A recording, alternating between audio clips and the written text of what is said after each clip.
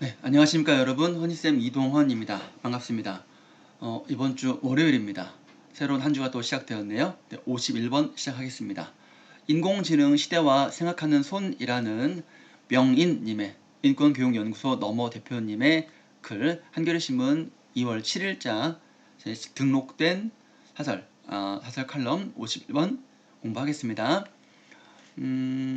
인공지능 시대라는 것은 아무래도 이제 AI니까 기술 시대이고, 생각하는 손이라는 거는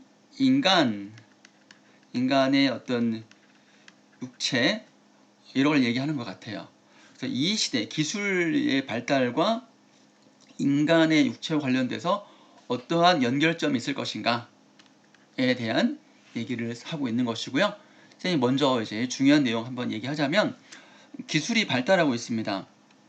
특히 코로나 때문에 비대면 화상 수업이라든가 그런 것들이 많이 발전하고 있죠. 꼭 그것만이 아니더라도 인류가 많이 발전하면서 뭐 전쟁 기술이라든가 혹은 텔레비전, 컴퓨터만 하더라도 엄청나게 많이 발전을 이루었죠. 그래서 이런 것들은 우리 인류의 삶에 많은 것을 바꾸고 또 변화시키고 있지요. 근데 그러함에도 우리가 인간의 육체로 할 수 있는, 손으로 할 수 있는 그런 활동, 예를 들면 교육에서는 필요하다는 얘기고요. 이 둘은 근데 보통 말하면 기술이 발달하면 인간은 필요 없다. 기술 우위의 시대가 되면 인간은 필요 없는 거 아니냐, 이렇게 얘기를 하지만 이분의 생각은 그게 아니다. 서로 충돌하는 것이 아니다. 이것들을 서로 조화시킬 수 있는 뭔가가 있을 것이다. 그걸 찾아야 된다. 그래서 기술을 우리가 너무 숭배하는 것이 아니고, 기술을 무조건적으로 숭배, 네가 최고야 라고 하는 것이 아니고, 이것이 무엇을 위한 기술이고 누구에 의한 기술인지를 따져서 그 기술을 우리가 활용할 것이냐 말 것이냐, 이거를 주체적으로 판단해야 됩니다. 이 기술을 어떻게 활용할 것인지, 어떻게 쓰고 다른 데 응용할 것인지, 활용할 것인지에 대해서 우리가 주체적으로 판단을 해야 한다. 이런 얘기를 하고 있는 것이죠. 어휘는 하나만 정도만 생각해 볼까요? 의아하다, 의심스럽고 조금 이상하다, 선뜻 동의하지 못하는 게 의아한데, 이상한데, 이렇게 하는 것이죠. 보겠습니다. 강의를 하러 갔을 때 기자재에 무슨 뭐 PPT라든가 이런 것도 있죠. 무슨 뭐 빔 프로젝트가 고장났다거나 컴퓨터가 고장났다거나 뭐 그럴 때 문제가 생길 수 있습니다. 준비해간 PPT를 사용할 수 없는 경우가 있다. 그럴 수 있습니다. 선생님도 수업하다가 가끔 이제 그 문제가 생길 수가 있었잖아요. 그럴 때 나는 조금 더 당황하지 않는데 그냥 할 수 있다는 거죠. 그런데 교육장에 높은 단상이 있다거나, 책상이죠. 선생님 책상, 교단, 이런 것들, 참여자들과 거리를 두고 내려다봐야 하거나 칠판도 없이 마이크와 PPT만 써야 할 때는 좀 당혹스럽다. 그러니까 이럴 때는 충분히 뭐 이를테면 단상이 없고 칠판이 있으면 뭐 기자재 문제가 생겨도 충분하게 문제가 없는데, 그런 거 단상도 있고 칠판도 없으면 그때는 어떡하지? 말로만 하긴 좀 어려울 때가 있다라는 얘기죠. 그럴 수 있습니다. 그래서 PPT만 너무 의존하는 것도 그렇죠. 아무런 거 없이 칠판으로, 분필과 칠판만, 교재만으로도 충분하게 설명할 수 있으면 그것도 준비가 돼야 되는 것이죠. 네, 쌤도 그렇게들 하죠. 교육 참여자들과 충분히 이야기를 주고받으면서 교육을 진행하기엔 PPT가 없는 편이 더 나을 때가 많고요. 마이크가 없어서 손이 자유로워야 참여자들 사이를 누비고 다니면서 눈을 맞추고 눈빛과 표정을 교환할 수 있기 때문이죠.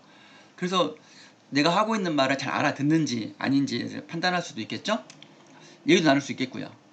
나는 글씨가 쉽게 미끄러지는 화이트보드보다는 세워 쓸 때와 뉘어서 쓸 때의 느낌이 달라 다채롭게 쓸 수 있고, 분필을 뚝뚝 부러뜨려 가며 열정을 다할 수 있는 칠판이 훨씬 더 좋다.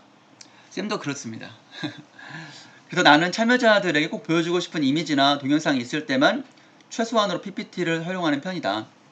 지금처럼 글을 쓸 땐 되게 컴퓨터를 사용하지만 나는 여전히 일기는 일기장에 쓰고 가끔은 손편지를 쓴다. 만년필에 잉크를 채우거나 연필을 깎는 일도 좋아한다. 만년필에 번지는 느낌과 슥싹슥싹 종이에 흑연이 미끄러지는 소리가 나는 참 좋다. 네, 그럴 것 같아요. 교육 시 참여활동에서도 나는 크레파스나 매직, 흰 도화지나 색지를 나눠줄 때를 구별하는 편이다. 최첨단 시청각 교구의 시대에 생각하는 손이 사물의 물성을 만나게 하고야만은 이런 방식은 별표 쳐볼까요? 생각하는 손이 사물의 물성을 만나게 하고야만은 이런 방식이다. 그러니까 우리가 어떤 분필 같은 거를 쓸 때, 연필을 쓸 때 그 연필이 갖고 있는 그 자체의 성질 있잖아요. 물성. 그 자체, 사물 자체의 성질. 사물 자체의 성질이 있잖아요. 사각사각 이런 것들이 있잖아요. 그러면 이런 것들을 쓸 때 내가 인간인 내가 뭔가 이제 쓸 때 그 느낌 같은 게 있잖아. 그리고 이런 거 없이 그냥 PPT로만 하면은 그냥 컴퓨터 화면으로만 이렇게 쌤이 지금 하는 것처럼 슥싹슥 쓰면 뭔가 좀 한 단계 더 거쳐가는 그런 느낌이 있는 거죠. 직접적으로 내가 분필을 쓰고 연필 가지고 쓰는 거 하고 이렇게 한 단계 거쳐가지고 지금 전자칠판처럼 여러분들 하는 거 하고 그거 차이를 보여주고 있는 것이죠. 이게 바로 지금 그런 거예요. 생각하는 손이 사물의 물성을 만나게 하고야만 이런 방식. 직접 내가 쓰는 거지. 생각하는 손이라는 거는 인간의 손인데 뭔가 내가 생각하는 대로 손이 움직여지잖아. 분필과 연필로 이런 것들을. 훨씬 더 개성있고 다양한 표현이 가능하잖아. 이거는 조금 어렵죠. 슥슥슥 지나가는 것밖에 없으니까. 이런 방식 단지 과거 회귀적인 복고풍 취향에 불과할까? 꼭 그렇지만은 않다.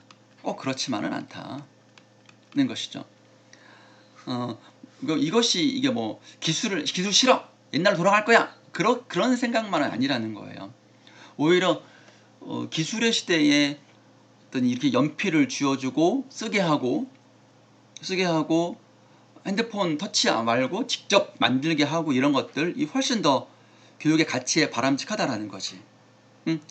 흙을 만져야지 흙을 만져야지 손으로 감각하는 거지. 그런 얘기예요 지금. 그런데 이제는 교육을 비대면으로 해야 한다 하니 걱정이 참 많았다. 이번에 강사잖아. 강사도 하니까 강사할 때 이제 뭐 비대면으로 코로나 때문에 무조건 비대면으로 해야 한다면 이분은 좀 그렇겠지. 전달하는 교육도 아니고 주로 참여형 인권 교육이며 이분이 인권 교육 교육 연구소 넘어 대표님이잖아. 나는 상상했다. 직접 공연장을 찾아온 관객들과 눈을 맞추고 호흡을 느끼며 공연을 하던 사람에게 처음으로 축음기가 등장했을 때, 그리고 텔레비전이 처음으로 등장했을 때의 당혹감을. 그렇지. 공연장에 찾아오는 사람들과 축음기는 이제 뭐 CD 플레이어라든가 뭐 MP3 플레이어 이런 걸 말하는 거야. 되게 당혹감. 어떤 당혹감을 느꼈을까? 이제 어떡하지? 찾아오지 않으면 어떡하지? 내 음악을 어떻게 직접으로 공연장에서 할 때 그 생 라이브 음악과 녹음한 거를 듣는 거랑 차이가 있었을 거 아니야.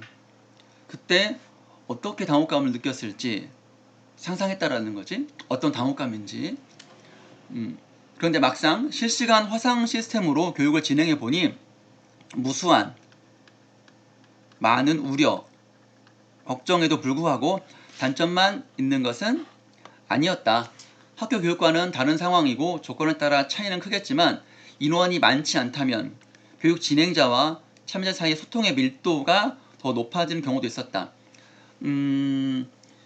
보통 학교 수업에서는 선생님의 참여를 유도하면 학생들이 대답을 하기도 하고 스스로 대답하기도 하고 그러잖아요. 그런데 막상 좀 잘 소극적이고 그러다 보면 얘기를 잘 안 할 때가 많아. 선생님들이 묻는 말에 겨우 대답 정도 할 때뿐이지. 그런데 이런 교육에서는 비대면에서는 뭐 자유롭게 마치 내 앞에 선생님이 있는 것 같은 느낌, 1대1로 대화하는 느낌이 있기 때문에 스스럼 없이 얘기를 할 수 있다라는 거지. 학교 교육과는 다른 상황이니까 선생님과 제자가 아니라 인권 교육이니까 아무래도 성인도 있고 하겠지. 어른들끼리의 수업일 수도 있으니까. 그러면은 이런저런 얘기를 자유롭게 마치 옆에서 차 한잔 마시면서 대화하듯이 할 수 있을 만한 그런 상황이 된다라는 거지. 무엇보다 비수도권에 살고 있는 사람에게 원거리 교육 가능하다. 그렇죠. 이게 바로 이제 우리가 줌으로 하는 수업의 가장 큰 장점이지. 멀리 있는 사람들끼리도 어느 정도 이제 가까이서 있는 것처럼 대화할 수 있다라는 거지. 정말 매력적인 일이었다. 덕분에 나는 팬데믹 시대에 오히려 그 어느 때보다 많은 교육과 토론에 참여할 수 있었다. 장점을 좀 찾은 거죠, 이분은. 동료들은 온라인 교육에 대한 이런 내 반응, 괜찮은데? 할 수 있는데? 의아해한다. 뭐야? 의심스럽다라는 거죠. 넌 어떻게 그렇게 잘하니? 이렇게 의심스럽다. 나는 서로에 대한 책임으로 대면할 수 없는 조건에서 사람과 사람을 이어주는 기술이 있다는 것은 그나마 다행이 아니냐. 이런 거지. 서로에 대한 책임으로 대면할 수 없는 조건. 이게 이제 코로나 상황에서는 만날 수가 없잖아. 그런 얘기죠. 물론 나는 여전히 분필 같은 사물의 물성을 포기하지 못한다. 분필 여전히 버릴 생각 없다. 또 숨결 느껴지는 만남, 직접 만나는 것도 여전히 버릴 수 없다. 그러나 내가 중히 여기는 것들이 기술 자체와 대립하는 것은 아니다. 분필 대신할 수 있고 만남 대신할 수 있다. 그러니까 이런 기술 자체와 대립한다면 기술이 얼마나 싫겠어. 그렇지만 이분은 이 기술을 응용해서 활용해서 어떻게든 분필 대신할 수 있고 직접 만나는 걸 대신해서 최대한 활용한다는 거지. 그런 거 얘기예요. 그래서 문제는 이 기술 자체가 무엇을 위한 기술이고 누구에 의한 기술이냐. 기술 자체의 어떤 성질. 이 기술이 만약에 인간의 만날 수 없는데 만날 수 있게 하고 분필 같은 것을 최대한 가깝게 표현한 기술이냐면 괜찮지 않냐. 누구에 의한 기술. 이게 뭐 어떤 나쁜 의도가 있는 그런 기술이 아니고 선의를 가지고 비대면 상황에서도 어떻게든 교육할 수 있게끔 사람 만남이 끊어지지 않게끔 하는 그런 의도를 가진 사람에 의한 기술이면 괜찮지 않냐 라는 그런 거야. 기술 자체가 싫다가 아니라 이 기술을 어떻게 응용할 것이냐, 이 기술을 활용해서 내가 무엇을 이룰 것이냐가 중요하다라는 거야.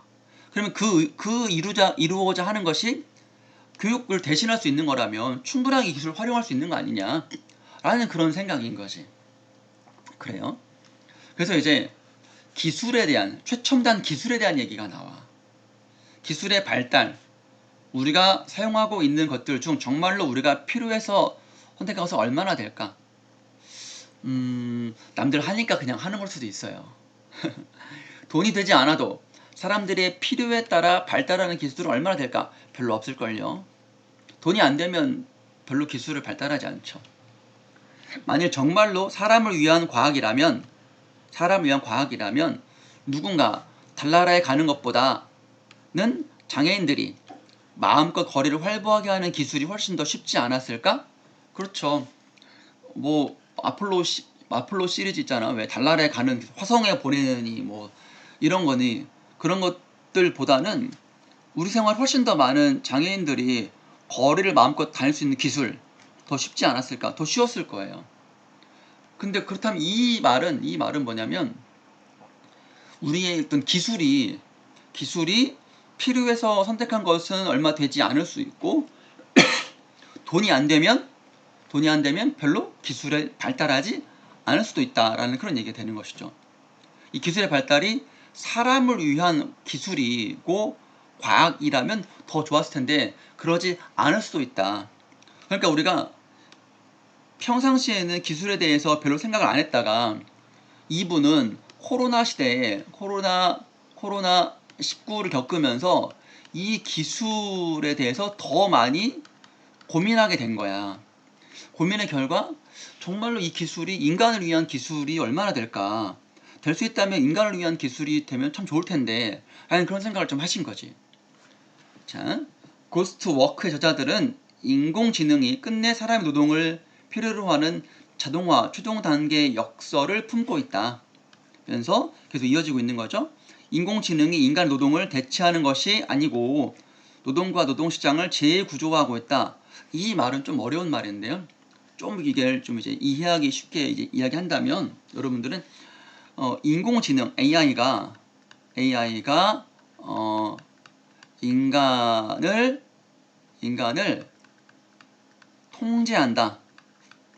통제한다라는 거예요. AI가 판단했을 때 이런 부분은 노동이 얼마나 필요하겠네. 사람 몇 명 추가 하면은 인간이 AI의 판단에 따라서 노동을 하고 노동시장이 다시 재편되고 만들어지고 한다라는 거야. 이거는 어떤 기술, 인간이 만든 기술에 인간이 어쩌면 노예가 되는 걸 수도 있지. 통제가 되는 거야. 어디로들 가라? 어디 뭐뭐 해라? 어디로 가라? 이런 것들인 거지. 다 기술이 우리 인간을 통제한다라는 거야. 재구조한다라는 걸. 이런 것이 역설이라는 말은 뭐냐면 말이 안 된다. 인간이 필요해서 AI 기술을 만들었는데 결국에 AI가 또 다른 인간을 통제하는 거야. 그럼 내가 편하려고 AI 만들었는데 AI가 나를 통제해버리네? 나를 어떻게 하라고 하네? 이게 바로 역설인 거지. 말이 안 된다는 거지. 요거 조금 어려운 얘기긴 하지만 그 정도로 이해합시다. 한편 리처드 세넷은 장인에서 현대 문명이 잃어버린 생각하는 손을 화두라는 말은 주제로 삼아서 삶의 가치와 일의 의미를 추적합니다. 결국 중요하죠. 기술이든 교육이든 노동이든 변화하는 삶의 지형 속에서 변화하는 삶 속에서 누가 그것들의 본질과 새로운 가능성을 재구조할 것이냐, 어떻게 조화롭게 인간이 주체적으로 활용할 수 있을 것이냐, 기계의 노예가 되는 것이 아니고 어떻게 인간이 이 기술을 적절히 활용해서 인간의 삶을 더 좋게 만들 것이냐, 이것이 관건, 이것이 아주 중요하다라는 거지. 중요한 점이라는 얘기죠. 기술에 대한 얘기입니다, 여러분. 이 글은. 그래서 앞으로 돌아가서 이 얘기 잘 보세요. 이 기술의 발달이 무조건 나쁜 건 아니야. 다만 기술의 발달 너무 맹목적으로 노예가 되면 안 되지. 이 기술을 정말로 필요한 것만 따라가고 사용하고 필요하지 않은 데는 굳이 기술을 발달할 필요 없지. PPT 없으면 그냥 손으로 하면 돼. 이런 것들. 이 기술을 어떻게 어디까지나 인간이 주체가 돼야 돼. 기술은 어디까지나 서브가 돼야 돼. 다만 기술이 너무 맹목적으로 막 인간을 넘어서 주체가 돼버리면 안 되는 거지. 그래서 기술을 무조건 숭배해서는 안 돼. 기술을 어떻게 활용할 것이냐, 인간이 주체적으로 판단하는 것에 대한 얘기가 이 글의 핵심 포인트였습니다, 여러분. 네, 51번 인공지능 시대와 생각하는 손, 여기까지 할까요? 수고했습니다.